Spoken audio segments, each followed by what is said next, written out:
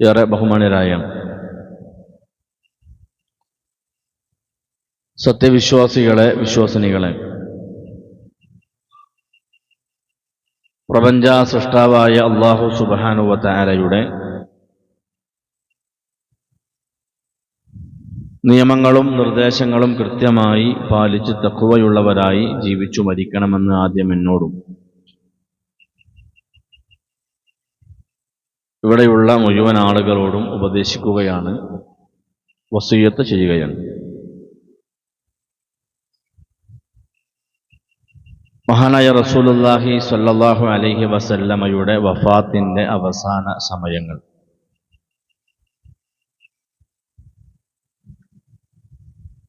ആ വഫാത്തിന്റെ സന്ദർഭത്തിൽ ആധുനിക കാലഘട്ടത്തിലെ മുസ്ലിം സമൂഹത്തിന്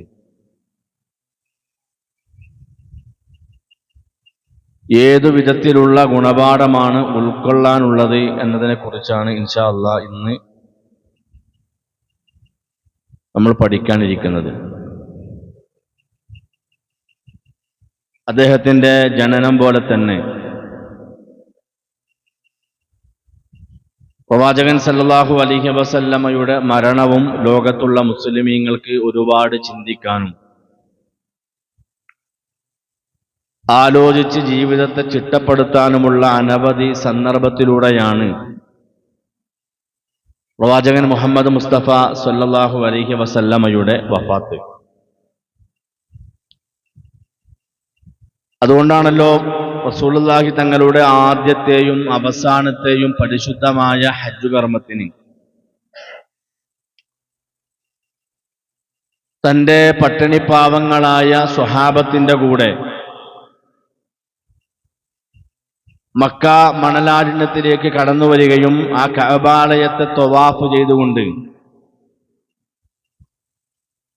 ഹജ്ജത്തുൽ വദാഇന്റെ സന്ദർഭത്തിൽ തന്റെ സ്വഹാബത്തിന്റെ മുന്നിൽ എഴുന്നേറ്റ് നിന്നുകൊണ്ട് ലോകത്തിന്റെ നേതാവ്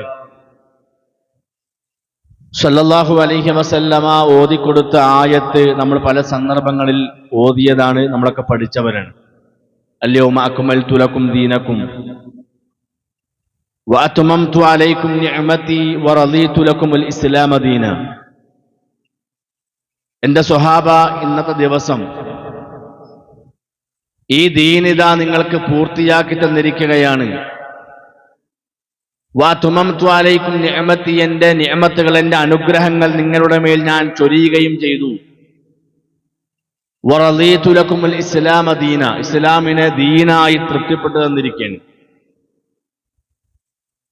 അഥവാ ഈ ഒരു മതത്തിന്റെ നിയമങ്ങൾ ഇവിടെ പൂർണ്ണമാണ് എന്നും ഇനി ലോകത്തൊരു പ്രവാചകൻ കടന്നു വരാനില്ല എന്നും ദീനത പൂർത്തിയാക്കിയിട്ടുണ്ട്. ഇനി ആ ദീനിലേക്ക് എന്തെങ്കിലും ചേർക്കാനോ അതിൽ നിന്ന് ഒഴിവാക്കാനോ ഇല്ല. ഇത് ഹജ്ജത്തുൽ വദാഇൽ പ്രവാചകൻ സല്ലല്ലാഹു അലൈഹി വസല്ലം പറയുമ്പോൾ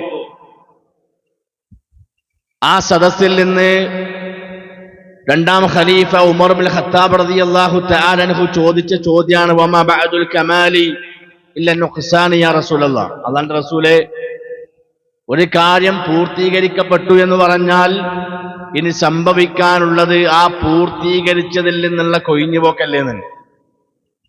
അഥവാ ഇസ്ലാം ഇനി നശിച്ചു പോകുമെന്നാണോ പ്രവാചകരെ താങ്കൾ പറയുന്നതെന്നാണ്. മഹാനായ ഉമർ റളിയല്ലാഹു അൻഹു, അബൂബക്കർ സിദ്ദീഖ് റളിയല്ലാഹു അൻഹുമ, ഈ രണ്ട് സ്വഹാബാക്കളെയും പ്രവാചകൻ സല്ലല്ലാഹു അലൈഹി വസല്ലമ ആശ്വസിപ്പിക്കുന്നുണ്ട്. ഈ ഒരു ആയത്തിന്റെ അവതരണത്തിൽ തന്നെ പ്രവാചകൻ സല്ലല്ലാഹു അലൈഹി വസല്ലമക്കറിയാം തന്റെ വഫാത്തിന്റെ സമയമായിട്ടുണ്ട്.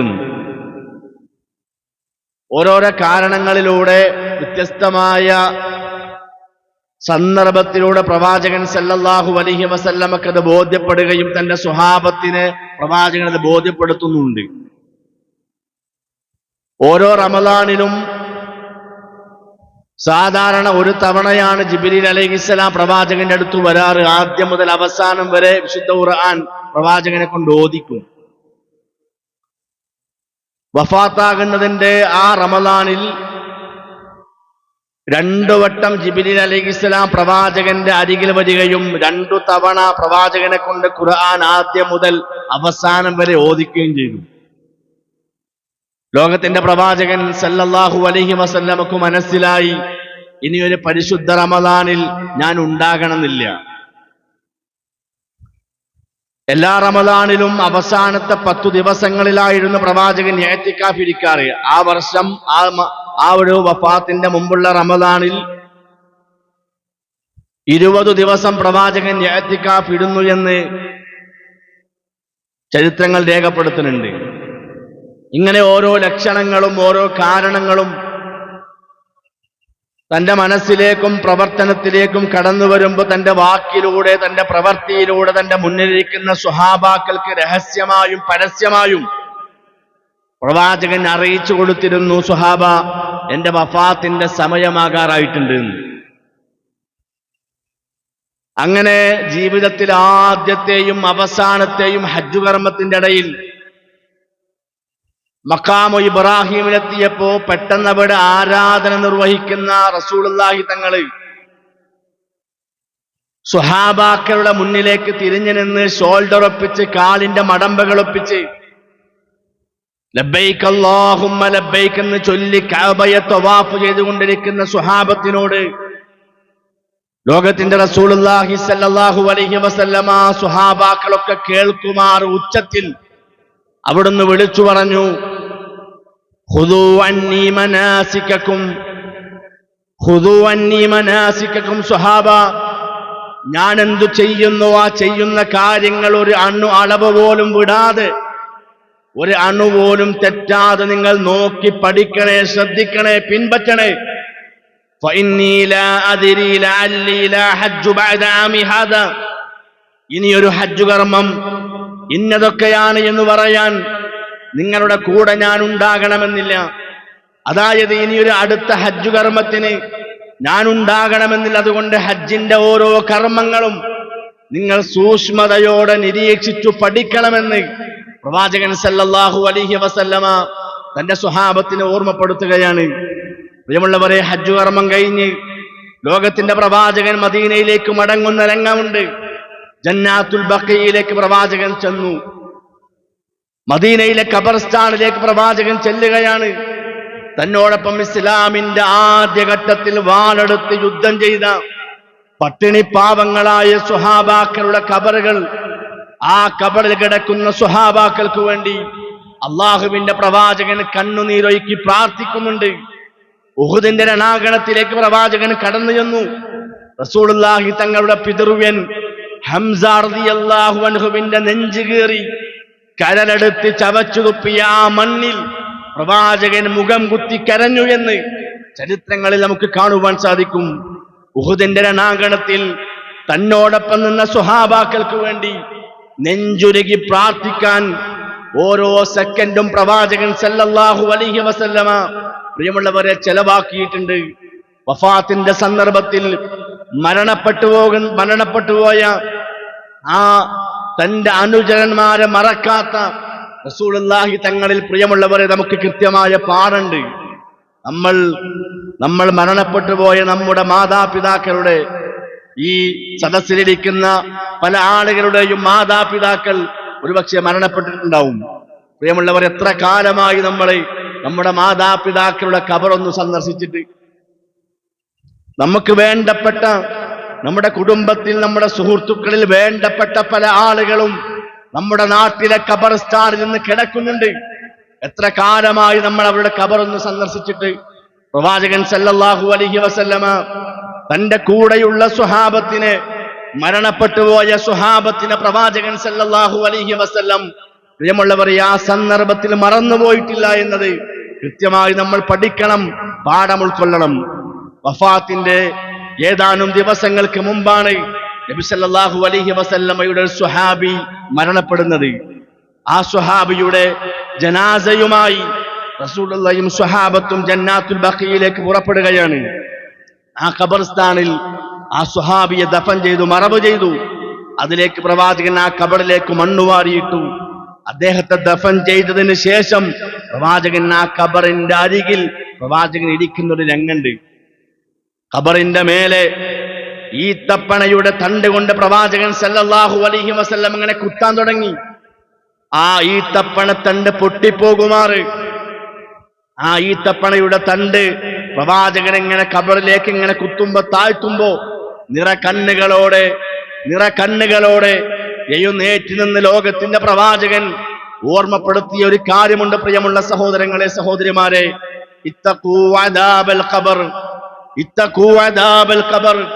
എന്റെ സ്വഹാബ, ആ ഖബറിലെ ശിക്ഷയെ നിങ്ങൾ ഭയപ്പെടണം കേട്ടോ, സൂക്ഷിക്കണം കേട്ടോ എന്ന് പ്രവാചകൻ തന്റെ സ്വഹാബത്തിനെ പഠിപ്പിക്കുകയാണ്. പ്രിയമുള്ളവരെ, മരണത്തിനു ശേഷം എനിക്കും നിങ്ങൾക്കും എത്തിച്ചേരാനുള്ള ആദ്യത്തെ ഗേഹമാണ്, ഭവനമാണ് ഖബർ എന്ന് പ്രവാചകൻ സല്ലല്ലാഹു അലൈഹി വസല്ലം പഠിപ്പിക്കുക. അവിടെ പ്രിയമുള്ളവരെ ശിക്ഷകരുണ്ട്. ആ ഖബറിൽ മലക്കുകളുടെ ചോദ്യമുണ്ട്. അതിൽ നിന്ന് രക്ഷ ചോദിക്കാനാണ് വഫാത്തിന്റെ ആ സന്ദർഭത്തിൽ പോലും പ്രവാചകൻ സല്ലല്ലാഹു അലൈഹി വസല്ലമ തന്റെ സ്വഹാബത്തിനെ പഠിപ്പിക്കുന്നത്. ഒരുപാട് പാഠങ്ങള് പ്രവാചകന്റെ വഫാത്തിലൂടെ മുസ്ലിം ലോകത്തിന് ലഭിക്കുകയാണ്. ഇനിയോ തന്റെ ഭാര്യമാരോട് നീതി കാണിച്ച പ്രവാചകനെ അവിടെ നമുക്ക് കാണുവാൻ സാധിക്കും. രോഗിയായി കിടക്കുമ്പോ ചുറ്റുഭാഗം കൂടി നിൽക്കുന്ന സ്വഹാബത്തിനോടും ഭാര്യയോടും ലോകത്തിന്റെ റസൂലുള്ള ചോദിച്ച ചോദ്യം എന്താണെന്നറിയോ? അയിന ഗദൻ, ഞാൻ നാളെ എവിടെയാണ്? 11 ഭാര്യമാരുണ്ട് പ്രവാചകൻ സല്ലല്ലാഹു അലൈഹി വസല്ലമ വഫാത്തായിരിക്കെ 9 ഭാര്യമാരവിടെ ജീവിച്ചിരിപ്പുണ്ട്. 9 ഭാര്യമാര്. പ്രവാചകൻ ചോദിക്കാണ്, അയിന ഗദൻ, ഞാൻ നാളെ ഏതു ഭാര്യയുടെ വീട്ടിലാണ്? മരണത്തിന്റെ കിടക്കയിൽ പോലും തന്റെ ഭാര്യമാരോട് നീതി നിർവഹിക്കുന്ന ലോകത്തിന്റെ നേതാവ് സല്ലല്ലാഹു അലൈഹി വസല്ലം ഓരോ ദിവസവും നിശ്ചയിക്കപ്പെട്ട ഭാര്യമാർക്കു വേണ്ടി ഇന്നത്തെ ദിവസം ഞാൻ ഏതു ഭാര്യയുടെ വീട്ടിലാണ് എന്ന് പ്രവാചകൻ ചോദിക്കുമ്പോ പ്രിയമുള്ളവരെ, മുഴുവൻ ഭാര്യമാർക്കും മനസ്സിലായി പ്രവാചകൻ സല്ലല്ലാഹു അലൈഹി വസല്ലമയുടെ പ്രയാസവും പ്രശ്നങ്ങളൊക്കെ. എത്രത്തോളം പ്രവാചകൻ സല്ലല്ലാഹു അലൈഹി വസല്ലമ ശാരീരികമായ പ്രയാസങ്ങൾ അനുഭവിക്കുന്നുണ്ട് എന്ന് മനസ്സിലാക്കിയ ഭാര്യമാര് അവര് ആയിഷ റളിയല്ലാഹു തആല അൻഹയുടെ വീട്ടിലേക്ക് പോകാൻ അനുവാദം കൊടുക്കുകയാണ്. കാരണം പ്രവാചകൻ സല്ലല്ലാഹു അലൈഹി വസല്ലം ഭാര്യമാരിൽ ഏറ്റവും ചെറുപ്പക്കാരിയാണ് ആയിഷ റളിയല്ലാഹു അൻഹ. ആ സമയത്ത് ബാക്കി ഭാര്യമാരൊക്കെ വൃദ്ധകളാണ്, വാർദ്ധക്യത്തിന്റെ പ്രയാസമുള്ളവരാണ്. അവർക്കറിയാം ഞങ്ങളുടെ വീട്ടിൽ പ്രവാചകൻ നിൽക്കുന്നതിനേക്കാൾ പ്രവാചകന് ഗുണം ചെറിയ പ്രായം കുറഞ്ഞ ഭാര്യയായ ആയിഷ ബീവിന്റെ വീട്ടിലാണ്. എല്ലാ ഭാര്യമാരും അനുവാദം കൊടുത്തു. ആയിഷ റളിയല്ലാഹു തആല അൻഹയുടെ വീട്ടിലേക്ക് പ്രവാചകൻ സല്ലല്ലാഹു അലൈഹി വസല്ലമ 2 സ്വഹാബാക്കളുടെ തോളില് കൈയിട്ട് പ്രവാചകൻ അവിടെ എത്തുകയാണ്.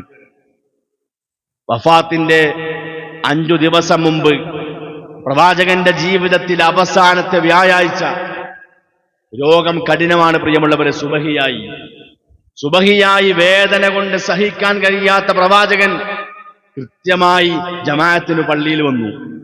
13 ദിവസമാണ് പ്രവാചകൻ രോഗിയായിട്ട് കിടന്നത്. 13 ദിവസം. അതിൽ 11 ദിവസവും രോഗിയായിക്കൊണ്ട് ജനങ്ങൾക്ക് ഇമാമത്തു നിന്ന നേതാവ് സല്ലല്ലാഹു അലൈഹി വസല്ലം. ആ വ്യാഴാഴ്ച ദിവസമാണ് ദുഹറിന്റെ തൊട്ട് മുമ്പുള്ള ദുഹാസമയം പ്രവാചകൻ പള്ളിയിലേക്ക് കയറി വന്നു. 2 റക്അത്ത് നമസ്കരിച്ചു. മിമ്പറിന്റെ മുകളിലേക്ക് പ്രവാചകൻ കയറി. പക്ഷേ 1ാമത്തെ സ്റ്റെപ്പ് കയറുമ്പോഴേക്ക് പ്രവാചകന് തളർച്ച കൊണ്ട്, ശാരീരികമായ വേദന കൊണ്ട് പ്രവാചകന് സ്റ്റെപ്പ് പൂർത്തിയായി കയറി മിമ്പറിൽ ഇരിക്കാൻ പ്രവാചകന് പറ്റണില്ല. 1ാമത്തെ സ്റ്റെപ്പിൽ പ്രവാചകൻ ഇരുന്നു. കൂടെയുള്ള സ്വഹാബാക്കൾ പ്രവാചകന്റെ അടുത്തേക്ക് ഇങ്ങനെ, പ്രവാചകന്റെ ഫ്രണ്ടിലേക്ക്, പ്രവാചകന്റെ മുന്നിലേക്ക് ഇങ്ങനെ ഇരിക്കാൻ തുടങ്ങി. ഓരോ സ്വഹാബാക്കളും വളരെ ആവേശത്തോടെ പ്രവാചകന്റെ മുഖത്തേക്ക് ഇങ്ങനെ നോക്കിയിരിക്കുമ്പോ തന്റെ സ്വഹാബത്തിന് അവസാനത്തെ ഉപദേശം പ്രവാചകൻ കൊടുക്കുകയാണ്. ലാസ്റ്റ് വസിയത്ത്. പ്രവാചകൻ സല്ലല്ലാഹു അലൈഹി വസല്ലം തന്റെ മുന്നിലിരിക്കുന്ന സ്വഹാബത്തിന്റെ മുഖത്ത് നോക്കി അല്പം ദേഷ്യത്തോടെ, കുറച്ച് സ്ട്രോങ്ങിൽ, ശബ്ദത്തിൽ, എന്നാൽ ഉയരാത്ത ശബ്ദത്തിൽ പ്രവാചകൻ ആദ്യം തന്റെ സ്വഹാബത്തിനെ ഓർമ്മപ്പെടുത്തിയ കാര്യം എന്തെന്നറിയോ? പ്രവാചകൻ പറയാ, ലഅനത്തുല്ലാഹ് ലഅനത്തുല്ലാഹി അലൽ യഹൂദി വന്നസ്വാറാ ഇത്തഖദൂ ഖുബൂറ അംബിയാഇഹിം മസാജിദാ.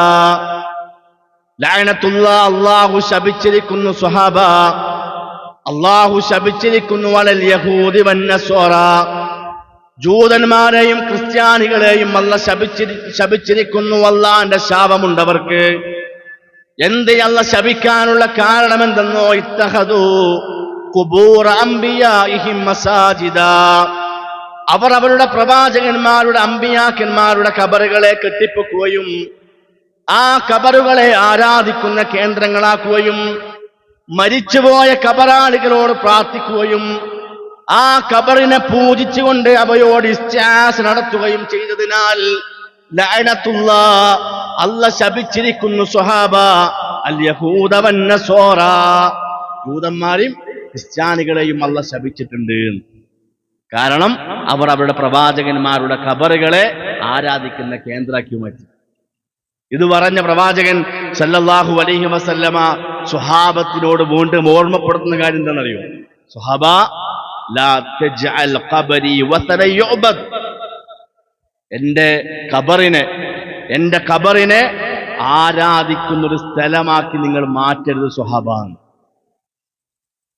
എന്റെ ഖബറിനെ ജൂത ക്രിസ്ത്യാനികളാക്കിയതുപോലെ അള്ളാഹുവിൽ ശിർക്ക് ചെയ്യുന്ന ഒരു കേന്ദ്രമാക്കി എന്റെ ഖബറിനെ നിങ്ങൾ മാറ്റാൻ പാടില്ല. പ്രവാചകന് മതി വന്നില്ല. പറഞ്ഞിട്ട് പ്രവാചകൻ സല്ലല്ലാഹു അലൈഹി വസല്ലം തീർന്നില്ല. അതിന്റെ ഗൗരവം പ്രവാചകൻ വീണ്ടും ബോധ്യപ്പെടുത്താൻ ഇത് പറഞ്ഞ പ്രവാചകൻ ആകാശത്തേക്ക് കൈ ഉയർത്തി പ്രാർത്ഥിക്കാൻ അല്ലാഹുവോട്, അല്ലാഹുമ്മ ലാ തജ്അൽ ഖബരി ഈദാ, അല്ലാഹുവേ എന്റെ ഖബറിനെ ആഘോഷിക്കുന്ന ഒരു സ്ഥലമാക്കി മാറ്റില്ല റബ്ബേ. ഇത് പ്രാർത്ഥിച്ച് പ്രവാചകൻ സല്ലല്ലാഹു അലൈഹി വസല്ലമ ആ മിമ്പറിൽ നിന്ന് താഴെയിറങ്ങി. ളുഹറിന്റെ സമയമായി. ളുഹർ നമസ്കാരം കഴിഞ്ഞ് വീണ്ടും മതി വരാത്ത പ്രവാചകൻ മിമ്പറിലേക്ക് വീണ്ടും കയറുകയാണ്. ഞാനൊരു ഖുതുബയിൽ പറഞ്ഞില്ലേ, രാവിലെ മുതൽ വൈകുന്നേരം വരെ പ്രവാചകന്റെ മുന്നിൽ ഒരു ദിവസം മുഴുവൻ പ്രവാചകന്റെ ഖുതുബ കേട്ടിട്ട് മതി വരാത്ത സ്വഹാബ. മടുപ്പിന്റെ അലസതയുടെ ഒരു അടയാളം പോലും ആ സ്വഹാബത്ത് കാണിച്ചിട്ടില്ല. അവർ ചാരിയിരുന്ന് ഉറങ്ങിയിട്ടില്ല. അവര് രാവിലെ മുതൽ വൈകുന്നേരം വരെ ശ്രദ്ധയോടുകൂടി പ്രവാചകന്റെ ചുണ്ടിൽ നിന്ന് വരുന്ന വാക്കുകൾക്ക് കാതോർത്തവരാണ് അവര്. ളുഹർ നിസ്കാരം കഴിഞ്ഞ് വീണ്ടും പ്രവാചകൻ മിമ്പറിലേക്ക് കയറുകയാണ്. ഒരൊറ്റ സ്വഹാബി പോലും ആ സദസ്സിൽ നിന്ന് ഇറങ്ങിപ്പോയിട്ടില്ല. മിമ്പറിൽ കയറി പ്രവാചകൻ വീണ്ടും ഉപദേശിക്കുക സ്വഹാബത്തിനെ. ഹുബ്ബുൽ അൻസ്വാരി വൽ മുഹാജിർ, മുഹാജിറുകളെയും അൻസ്വാറുകളെ സ്നേഹിക്കാനും അവിടെ സ്നേഹിക്കേണ്ടതിന്റെ ആവശ്യകതയെക്കുറിച്ച് നിരന്തരമായി ആ മിമ്പറിൽ വെച്ച് പ്രവാചകൻ ഓർമ്മപ്പെടുത്തിക്കൊണ്ടിരുന്നു. ഇതിങ്ങനെ ഉപദേശിച്ചതിന് ശേഷം പ്രവാചകൻ തന്റെ തലഭാഗം ഇങ്ങനെ താഴ്ത്താണ്. അൽ ബീളതു അലാ ളുഹ്രിഹി, സ്വഹാബാക്കൾ അത്ഭുതപ്പെടാണ്. തല താഴ്ത്തി തന്റെ മുതുകിന്റെ വെളുത്ത ഭാഗം കാണുമാറ് സ്വഹാബാക്കൾക്ക് ഇങ്ങനെ കാണിച്ചു കൊടുത്തിട്ട് അല്ലാഹുവിന്റെ റസൂൽ പറയാ, യാ അയ്യുഹ സ്വഹാബ, അല്ലയോ സ്വഹാബ വമൻ കുൻതു ജലതു ലഹു ദഹ്റ, നിങ്ങൾക്ക് ആർക്കെങ്കിലും ഈ മുഹമ്മദിന്റെ സംസാരമോ മുഹമ്മദിന്റെ പ്രവൃത്തിയോ കാരണം മുതുകിൽ ഒരു വേദന വന്നിട്ടുണ്ടെങ്കിൽ, ഒരു വേദന അനുഭവിച്ചിട്ടുണ്ട് എങ്കിൽ ഫഹാദാ ളുഹ്രി, ഇതാ എന്റെ മുതുകിത, ആർക്കും വന്ന് തിരിച്ചടിക്കാൻ. മുഹമ്മദിന്റെ പ്രവൃത്തി കൊണ്ടോ മറ്റെന്തെങ്കിലും സംസാരം കൊണ്ടോ ആരുടെയെങ്കിലും മനസ്സു വേദനിച്ചിട്ടുണ്ടെങ്കിൽ തിരിച്ചടിക്കാനുള്ള സമയമാണിപ്പോ, തിരിച്ചു പകരം വീട്ടാനുള്ള സമയമാണിത്. ആർക്കും എന്നെ വേദനിപ്പിക്കാമെന്ന് പറഞ്ഞ് രണ്ട് കൈയും റസൂൽ അങ്ങനെ നിവർത്തിപ്പിടിച്ചിങ്ങനെ കാണിച്ചു കൊടുത്തു. നിങ്ങൾക്ക് ആർക്കെങ്കിലും എന്റെ വാക്കോ എന്റെ സംസാരമോ എന്റെ നാവോ എന്റെ ഒരു സ്വഭാവമോ നിങ്ങളുടെ മനസ്സിൽ വേദന ഉണ്ടാക്കിയിട്ടുണ്ട് എങ്കിൽ ഇതാ എന്റെ അഭിമാനം, ഇതാ എന്റെ അഭിമാനം ഇത് ആർക്കും വന്ന് തിരിച്ചു പ്രതികാരം ചെയ്യാം. വമൻ കുൻതു അഖത്തു ലഹു മാല ഫഹാദാ മാലി ഫല്യഖുദ്. ഞാൻ ആരുടെയെങ്കിലും പണം അപഹരിച്ചിട്ടുണ്ടെങ്കിൽ, അന്യായമായി ആരുടെയെങ്കിലും സമ്പത്ത് ഞാൻ എടുത്തിട്ടുണ്ടെങ്കിൽ, ഇതാ എന്റെ ധനം, ആർക്കും ചോദിക്കാം. സഹോദരങ്ങളെ, ലോകത്തിന്നുവരെ ഒരു ഭരണാധികാരിയും പറഞ്ഞിട്ടില്ലാത്ത വാക്ക്, ഒരു ഭരണാധികാരിക്ക് ഇനിയും ഒരിക്കലും പറയാൻ പറ്റാത്ത വാക്ക് പ്രവാചകൻ സ്വല്ലല്ലാഹു അലൈഹി വസല്ലമ തന്റെ മുന്നിലിരിക്കുന്ന സ്വഹാബത്തിനോട് പറയുന്നു. ഒരാൾ വന്നിട്ട് പറഞ്ഞു, നബിയെ, എനിക്ക് 3 ദീനാറുകൾ തരാണ്ട് പറഞ്ഞു. പ്രവാചകൻ സ്വല്ലല്ലാഹു അലൈഹി വസല്ലമ ആ 3 ദീനാറ് ആ സ്വഹാബിക്ക് തിരിച്ചു കൊടുത്തു. ഒരു സ്വഹാബി വന്നിട്ട് പറഞ്ഞു, നബിയെ, നിങ്ങൾ എന്നെ അടിച്ചിട്ടുണ്ട് പറഞ്ഞു, എനിക്ക് പകരം വീട്ടണം. നിങ്ങൾ എന്നെ അടിച്ചിട്ടുണ്ട്, എനിക്ക് പകരം വീട്ടണം എന്ന് പറഞ്ഞു. പ്രവാചകൻ സ്വല്ലല്ലാഹു അലൈഹി വസല്ലമ തന്റെ വയറ് കാണിച്ചു കൊടുത്തുന്ന അടിച്ചോ എന്ന് പറഞ്ഞു. ആ സ്വഹാബി വന്നിട്ട് പ്രവാചകൻ സ്വല്ലല്ലാഹു അലൈഹി വസല്ലമ കെട്ടിപ്പിടിച്ച് ചുംബിക്കാൻ. ചരിത്രം വായിച്ചാൽ കാണാം, അവിടെ കൂടിയ മുഴുവൻ സ്വഹാബാക്കളും നെഞ്ചുപൊട്ടി കരയാൻ തുടങ്ങിയ ആ രംഗം കണ്ടിട്ടുണ്ടെന്ന്.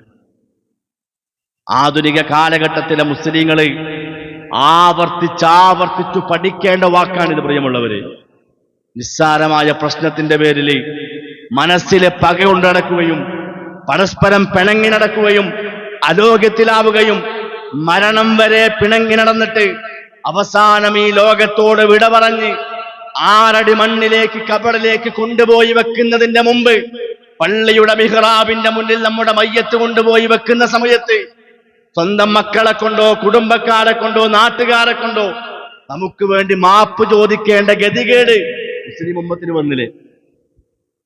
കാലാകാലം പിണങ്ങി നടന്ന് അലോക്യത്തിലായി, കുടുംബ പ്രശ്നങ്ങളായി, അവസാനം മയ്യത്ത് കൊണ്ടുപോയി വെക്കുമ്പോ നമുക്ക് വേണ്ടി മറ്റുള്ളവർ മാപ്പ് ചോദിക്കാം. തമ്മിൽ പിണങ്ങലും മുഖത്തോട് മുഖം നോക്കാതിരിക്കലും സലാം പറയാതിരിക്കലും പറഞ്ഞ സലാം അടക്കാതിരിക്കലും ക്ഷണിക്കാതിരിക്കലും ക്ഷണിച്ച ക്ഷണം സ്വീകരിക്കാതിരിക്കലൊക്കെ അവൻ വരുന്നുണ്ടെങ്കിൽ ഞാനില്ലാന്ന്, അവൻ അതിന് വരുന്നുണ്ടെങ്കിൽ ഞാൻ അതിനില്ല. എന്റെ മനസ്സിലെ പക ഇന്നുവരെ പോയിട്ടില്ല എന്നാണ്.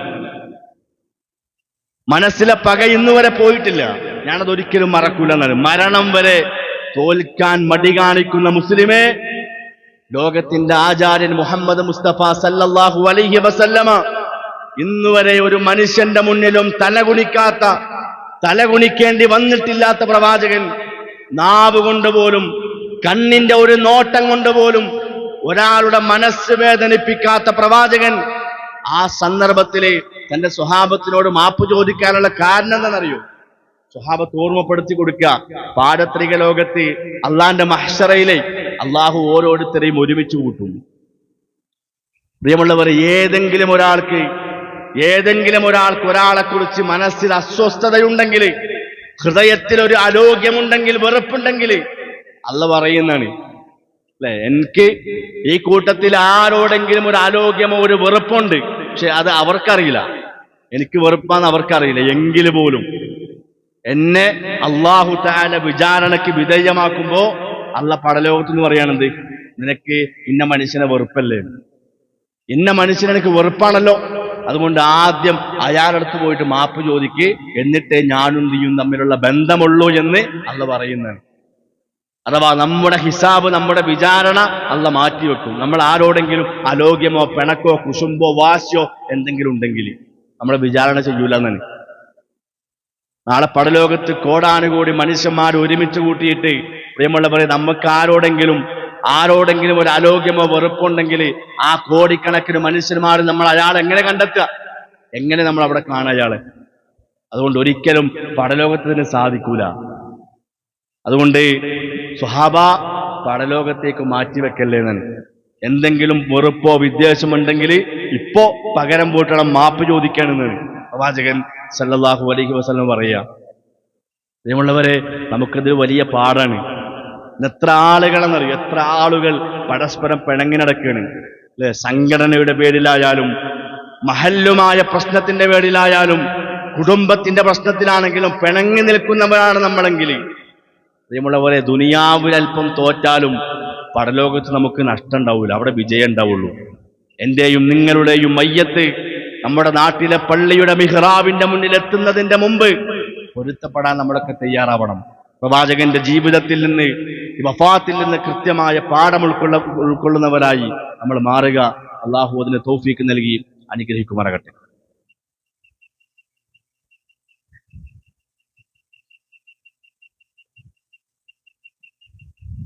അൽഹംദുലില്ലാഹി റബ്ബിൽ ആലമീൻ വസ്സലാത്തു വസ്സലാമു അലാ റസൂലിഹിൽ അമീൻ വഅലാ ആലിഹി വസ്വഹ്ബിഹി അജ്മഈൻ അമ്മാ ബഅദ്. തഖുല്ലാഹ ഇബാദല്ലാഹ് ഊസിക്കും സാനിയം ബിത്തഖ്വല്ലാഹ്. അല്ലാഹുവിനെ സൂക്ഷിച്ചുകൊണ്ട് ജീവിക്കണമെന്ന് ഒന്നുകൂടി ഉപദേശിക്കുകയാണ്, വസിയ്യത്ത് ചെയ്യുകയാണ്. പ്രവാചകൻ സല്ലല്ലാഹു അലൈഹി വസല്ലമയുടെ വഫാത്തിന്റെ 3 ദിവസം മുമ്പ്, അവസാനത്തെ വെള്ളിയാഴ്ച, പ്രവാചകന്റെ ജീവിതത്തിൽ അവസാനത്തെ ജുമുഅ, ആ ജുമുഅ ഖുതുബ നിർവഹിച്ച് വീട്ടിലേക്ക് പ്രവാചകൻ മടങ്ങുകയാണ്. അന്ന് മഗ്രിബ് നമസ്കാരത്തിൽ വെള്ളിയാഴ്ച മഗ്രിബിന് പ്രവാചകൻ ഓതിയ സൂറത്തുൽ മുർസലാത്താണ് എന്ന് സ്വഹാബാക്കൾ പഠിപ്പിക്കുന്നുണ്ട്. പല സ്വഹാബത്തും ഈ സൂറത്ത് കേട്ട് കരയാൻ തുടങ്ങിയെന്ന് ഹദീസിൽ കാണാം. പ്രവാചകന് രോഗം കഠിനമായി വെള്ളിയാഴ്ച ഇശാഇന്റെ സമയം. ബോധം കെട്ട് പ്രവാചകന് ബോധം തിരിച്ചു വരുന്നില്ല. പനി കാരണം ബോധം കെട്ടുപോയതാണ്. സ്വഹാബാക്കൾ പ്രവാചകന്റെ മുഖത്തിങ്ങനെ വെള്ളം കുടഞ്ഞു. വെള്ളം കുടഞ്ഞ് ബോധം തിരിച്ചു വന്നപ്പോ തന്റെ വലത് കൈ ഇങ്ങനെ കുത്തി പ്രവാചകൻ എണീക്കാൻ വേണ്ടി ശ്രമിക്കുന്നുണ്ട്. വേദന കൊണ്ട്, ശാരീരികമായ അസ്വസ്ഥത കൊണ്ട് വീണ്ടും കുഴഞ്ഞു വീണ് ബോധം കെട്ടു. സ്വഹാബാക്കൾ വെള്ളം കുടയും, പ്രവാചകൻ ഉണരും. ആയിഷ റളിയല്ലാഹു തആല അൻഹയോട് പ്രവാചകൻ ചോദിക്കുകയാണ്, അസ്വല്ലന്നാസ് യാ ആയിഷ, ആയിഷ ജനങ്ങളൊക്കെ നിസ്കരിച്ചോ? സ്വഹാബത്ത് നിസ്കരിച്ചു ആയിഷ എന്നാണ്. ആയിഷ റളിയല്ലാഹു തആല അൻഹ പറഞ്ഞു, വഹും യൻതളിറൂനക, ഇല്ല പ്രവാചകരെ, അവര് താങ്കളെ കാത്തിരിക്കാണ്, നിസ്കാരത്തിന് താങ്കളെ കാത്തിരിക്കാണ് സ്വഹാബാക്കള്. പ്രവാചകൻ നിസ്കാരത്തിന് വേണ്ടി എണീക്കണ്. കൈ ഇങ്ങനെ വലത്തെ കൈ ഇങ്ങനെ കുത്തി എണീക്കാൻ നോക്കും, വീണ്ടും ബോധം കെട്ടു വീഴും. സ്വഹാബാക്കൾ വെള്ളം കുടയും, ബോധം വരും. അപ്പോഴൊക്കെ പ്രവാചകൻ സല്ലല്ലാഹു അലൈഹി വസല്ലമ ചോദിച്ച ചോദ്യമാണ്, അസ്വല്ലന്നാസ് യാ ആയിഷ, ആയിഷ ജനങ്ങൾ നിസ്കരിച്ചിട്ടുണ്ടോ? സ്വഹാബാക്കളൊക്കെ പ്രവാചകൻ സല്ലല്ലാഹു അലൈഹി വസല്ലമയുടെ ആ രോഗത്തിന്റെ കാഠിന്യം കണ്ട് പ്രയാസപ്പെട്ടിരിക്കുകയാണ്. അതിന്റെ ഇടയിൽ സ്വഹാബാക്കൾ നിസ്കാരം മറക്കാൻ പാടില്ല. പ്രവാചകൻ ഓർമ്മപ്പെടുത്തുക, സ്വഹാബാക്കൾ നിസ്കരിച്ചിട്ടുണ്ടോന്ന്. ഇല്ല എന്ന് പറഞ്ഞപ്പോ അവസാനം പ്രവാചകൻ പറഞ്ഞു, ആയിഷ മുറു അബൂബക്കർ അയ്യുസല്ലി ബിന്നാസ്, ബാപ്പ അബൂബക്കറിനോട് പറ, പിതാവ് അബൂബക്കറിനോട് ജനങ്ങളെയും കൊണ്ട് നിസ്കരിക്കാൻ പറ, എനിക്ക് എണീക്കാൻ സാധിക്കണില്ല. ആയിഷ റളിയല്ലാഹു തആല അൻഹ പറഞ്ഞു, അല്ലാഹുവിന്റെ റസൂലേ, എന്റെ വാപ്പയെ ഇമാമത്ത് നിർത്താൻ പാടില്ല, എന്റെ വാപ്പയെ ഇമാമത്ത് നിർത്തരുത്. കാരണം എന്റെ പിതാവ് ഖുർആൻ ഓതിയിട്ടുണ്ടോ? അന്നൊക്കെ അദ്ദേഹം അത് പൂർത്തിയാക്കാൻ പറ്റാതെ കരയാനുണ്ടായത്. അതുകൊണ്ട് ജനങ്ങൾക്ക് വാപ്പ ഇമാമത്ത് നിന്നാൽ ഖുർആൻ ഓതി കരഞ്ഞ് ആ നിസ്കാരം പൂർത്തിയാക്കാൻ എന്റെ വാപ്പനെ കൊണ്ട് പറ്റൂലെന്ന്. അതുകൊണ്ട് വേറെ ആരെങ്കിലും ഇമാമത്ത് നിർത്തണം, വാപ്പ നിർത്തരുത്. പ്രവാചകൻ അല്പം ദേഷ്യത്തോടെ പറഞ്ഞു, ആയിഷ വാപ്പയോട് ഇമാമത്ത് നിൽക്കാൻ പറയുന്നു. കുറച്ച് സ്ട്രോങ്ങിൽ പറഞ്ഞു. അങ്ങനെയാണ് പ്രവാചകൻ സല്ലല്ലാഹു അലൈഹി വസല്ലമ ജീവിച്ചിരിക്കെ അബൂബക്കർ സിദ്ദീഖ് റളിയല്ലാഹു തആല അൻഹു ജനങ്ങൾക്ക് വേണ്ടി ഇമാമത്ത് നിൽക്കുകയാണ്. അതിൽ നിന്ന് പ്രിയമുള്ളവരെ, അടുത്ത ഖലീഫ ആരാന്നുള്ളത് കൂടി അതിൽ നിന്ന് വ്യക്തമാണ്. പിറ്റേന്ന് ശനിയാഴ്ച ലുഹറിന്റെ സമയം ക്ഷീണിച്ച് അവശനായ പ്രവാചകൻ മസ്ജിദുൻ നബവിയിൽ കയറാനും തന്റെ പള്ളിയിൽ നിസ്കരിക്കാനും പ്രവാചകന് വല്ലാത്തൊരാഗ്രഹം. പക്ഷെ ഒരടി നടക്കാൻ പ്രവാചകനെ കൊണ്ട് പറ്റണില്ല. അബ്ബാസ് റളിയല്ലാഹു അൻഹുവിന്റെയും അലി റളിയല്ലാഹു അൻഹുവിന്റെയും തോളിൽ കൈയിട്ട് പ്രവാചകൻ പള്ളിയിൽ വരുന്നുണ്ട്. ചരിത്രങ്ങൾ ഓർമ്മപ്പെടുത്തുന്നുണ്ട്. ചരിത്രങ്ങൾ പറയാണ്, നിലത്തുറക്കാത്ത കാല്, നടക്കാൻ കഴിയാതെ നിലത്തുറക്കാത്ത ആ കാല് സ്വഹാബാക്കൾ ഇങ്ങനെ ആ കൈ ഇങ്ങനെ തോളിലിട്ട് കൊണ്ടുപോകുന്നു. ആ നടന്നുപോയ കാലിന്റെ പാടുകൾ, ആ വര മണലിൽ ഞങ്ങൾ കണ്ടിരുന്നു. അങ്ങനെ പ്രവാചകൻ പള്ളിയിലേക്ക് എത്തിച്ചു. നിസ്കാരം നിർവഹിച്ച് മസ്ജിദുൻ നബവിയോട് അള്ളാന്റെ റസൂല് വിട പറയുന്നു. പ്രവാചകൻ മദീനയിലെ മസ്ജിദുൻ നബവിയോട് പ്രവാചകന് വിട പറയുന്നുണ്ട്. തിരിഞ്ഞിങ്ങനെ നോക്കിയിട്ട് മതിവരാത്ത രൂപത്തിൽ തന്റെ പള്ളിയെ കണ്ട് അതിൽ നിസ്കരിച്ച് മതിവരാത്ത രൂപത്തിൽ പ്രവാചകൻ ഇങ്ങനെ കരയുന്നുണ്ട്. ആ കാഴ്ച കണ്ട് സുഹാബാക്കള് രണ്ട് കൈയും പൊത്തിപ്പിടിച്ചു മദീനത്തെ പള്ളിയിൽ ഇരുന്ന് കരഞ്ഞു എന്ന് നമ്മളവിടെ ചരിത്രം രേഖപ്പെടുത്തുകയാണ്. പ്രിയപ്പെട്ടവരെ, നിസ്സാരമായ കാര്യങ്ങൾക്ക് വേണ്ടി ജമാഅത്ത് നഷ്ടപ്പെടുത്തുന്ന നമുക്കൊക്കെ എന്ത് ന്യായീകരണം ഉള്ളത്?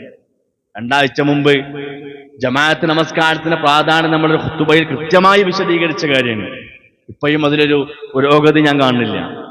ഇപ്പൊ സഹോദരങ്ങളെ, ആരോഗ്യമുണ്ട്, നമുക്ക് വാഹന സൗകര്യമുണ്ട്, നമുക്ക് ഇപ്പോഴും ജമാഅത്തിന്റെ വിലയും അതിന്റെ പള്ളിയുടെ മഹത്വമൊന്നും ഇപ്പോഴും നമ്മിൽ പല ആളുകൾക്കും ബോധ്യപ്പെട്ടിട്ടില്ല. ഒരു അസുഖം വന്നാൽ തീർന്നു. പ്രിയമുള്ളവരെ, ഒരു അസുഖം വന്നാൽ തീർന്നു. പിന്നെ മഹല്ലിലെ ആളുകളെ കാണാൻ നമ്മൾ കൊതിക്കുന്നൊരു കാലം വരും. നമ്മുടെ പള്ളിയിൽ വന്നൊന്ന് നിസ്കരിക്കാൻ, ജമാഅത്തിലൊന്ന് പങ്കെടുക്കാൻ നമ്മൾ കൊതിക്കുന്നൊരു സമയം വരും. നമ്മുടെ ആരോഗ്യം നഷ്ടപ്പെടുന്നതിന്റെ മുമ്പ് കിട്ടിയ അവസരങ്ങളെ ഉപയോഗപ്പെടുത്താൻ നമുക്ക് പറ്റണം. നമ്മുടെ പള്ളിയോട് നമുക്ക് സ്നേഹം ഉണ്ടാവണം. പ്രവാചകൻ മസ്ജിദുൻ നബവിയിലേക്ക് തിരിഞ്ഞുകൊണ്ട് പ്രവാചകന് കരഞ്ഞിട്ടുണ്ട് എങ്കിൽ നമ്മുടെ പള്ളിയെ നമുക്ക് സ്നേഹിക്കാൻ പറ്റണം. ആ പള്ളിയിൽ കൃത്യമായി ആരാധന നിർവഹിക്കാൻ നമ്മളെ കൊണ്ട് സാധിക്കേണ്ടതുണ്ട്. കൃത്യമായ പാഠം ഈ ചരിത്രത്തിൽ നമ്മൾ പഠിക്കുക, ഉൾക്കൊള്ളുക, ജീവിതത്തിൽ പകർത്തിക്കൊണ്ട് ജീവിക്കുക. ഇൻഷാ അല്ലാഹ് അതിന്റെ ബാക്കി നമുക്ക് അടുത്ത ഖുതുബയിലൂടെ വിശദീകരിക്കാം. അല്ലാഹു സുബ്ഹാനഹു വ തആല ദീന് പഠിക്കാനും അത് ജീവിതത്തിൽ പകർത്താനുമുള്ള തൗഫീഖ് പ്രദാനം ചെയ്യുമാറാകട്ടെ. പ്രവാചകൻ സല്ലല്ലാഹു അലൈഹി വസല്ലമയുടെ വഫാത്തിൽ നിന്ന് കൃത്യമായ പാഠം ഉൾക്കൊണ്ടുകൊണ്ട് ജീവിക്കുന്ന യഥാർത്ഥ വിശ്വാസികളിൽ അല്ലാഹു നമ്മെ ഉൾപ്പെടുത്തി അനുഗ്രഹിക്കുമാറാകട്ടെ. നമ്മിൽ നിന്ന് അറിഞ്ഞും അറിയാതെയും വന്നുപോയ